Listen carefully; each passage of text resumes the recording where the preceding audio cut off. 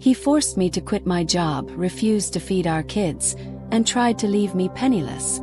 But when he tried to steal my children, I took the one thing he cared about most: his retirement. You want to know what happens when a bully pushes a mother too far? Stay with me. If you've ever dreamed of getting revenge on someone who tried to destroy your life, hit that like button and subscribe, because this story will give you the ultimate dose of satisfying justice. I still remember how it felt the day my first child was born. I should have been glowing, full of hope and excitement, but instead there was only dread.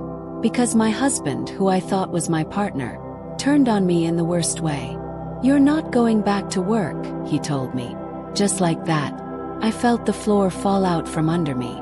I had worked so hard for my career, and he forced me to give it all up. He wanted me trapped, dependent, unable to stand on my own. And back then I was too scared to argue. He was controlling, quick to anger, and his words could cut like knives. He convinced me I should stay home, that it was best for the baby. But deep down I knew he just wanted power over me. By the time our second child was 2 years old, the illusion shattered. I found out he was having an affair. That heartbreak alone would have been enough to break me. But he didn't stop there, he became cruel. He lashed out whenever he pleased. Verbal attacks that made me doubt my own worth. Emotional manipulation so twisted I'd question if I was going crazy. And sometimes, it turned physical. I tried to endure it, tried to shield the kids.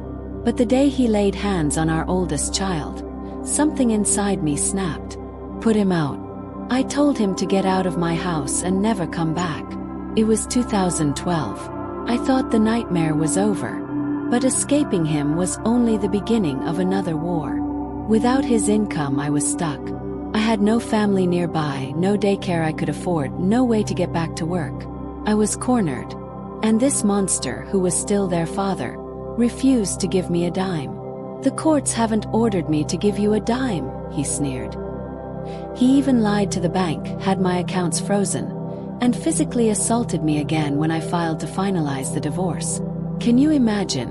Trying to divorce the man who abused you, only to have him trap you in a financial chokehold, with no way to feed your kids.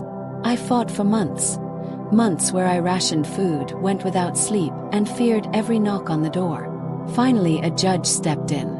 6 months after I'd kicked him out, he was ordered to pay me child and spousal support, $2,562 a month. Of course, he still refused to pay until they threatened to garnish his wages. By then, he was over $6,000 behind. But that debt became my ticket to freedom.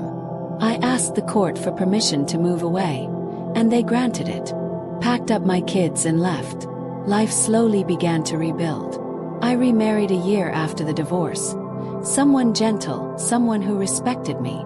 And for the first time in years, I could breathe again.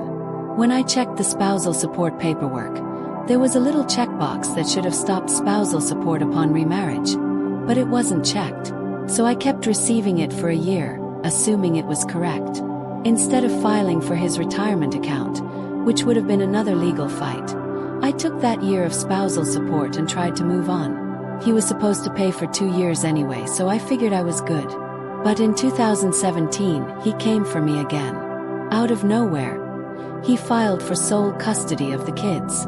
That was when he discovered I had remarried, and realized he'd accidentally kept paying me spousal support for that first year. The panic in his eyes was delicious. He tried to get the judge to force me to pay it all back. But I told him straight to his face, "I could have taken your retirement instead. If you let me keep the $12,000, I'll leave your 401k alone." He refused, of course, because men like him always think they can win. The judge made me repay the spousal support, but raised child support and deducted the repayments from it. So he was basically just paying himself back while I still received nearly the same money. He ended up getting back exactly what he demanded, but nothing more, and had to give up trying to take the kids except for 2 extra weeks in the summer. That should have been the end. But he couldn't leave me alone. I decided right then if he wanted to play games, I'd play better. I filed to split his retirement account. He tried to fight me on it for 4 years. stonewalling, refusing to cooperate, dragging me to hearing after hearing, thinking I would give up. He was wrong. The judge finally lost patience and sanctioned him. He had to pay me $600 a month for a full year on top of child support, and they charged him with contempt. And then, in May of 2021, after nearly a decade of pain, after surviving his threats, his insults, his financial abuse, I got the retirement disbursement. And let me tell you, it was 4 times the amount I ever imagined. I had thought it would be maybe $12,000. Fair compensation for the spousal support drama. But what I got was life-changing. The look on his face when he realized how much he'd lost. Priceless. He was furious. He was engaged by then, planning to marry a new woman. His new fiancée emailed me, of all people, to say it was my fault he couldn't marry her because I'd cleaned out his retirement account. I laughed. She called me a thief.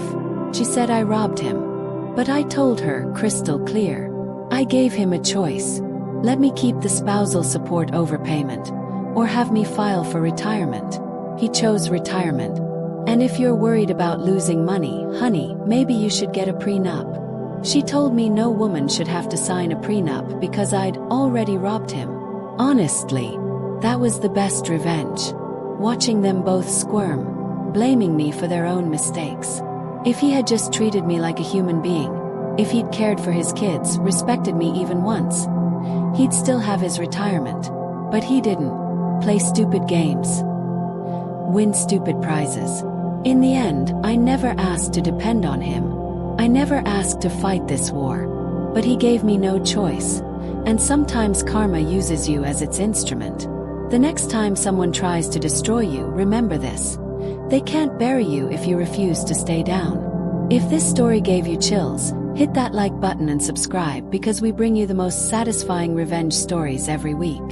And tell us in the comments, what's the most epic revenge you've ever witnessed? I'd love to hear it.